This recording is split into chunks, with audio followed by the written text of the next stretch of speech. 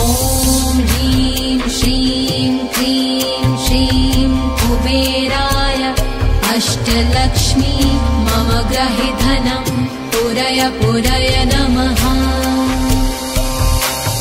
ॐ ह्रीं श्रीं क्रीं श्रीं कुबेराय अष्टलक्ष्मी मम ग्रहे धनं पुरय पुरय नमः।